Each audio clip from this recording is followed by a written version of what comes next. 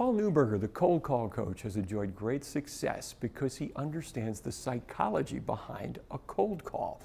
The proper mindset that each cold caller has to be in before making the call and during that call.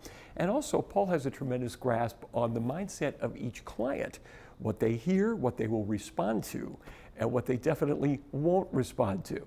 This course is Psychology, course number 301.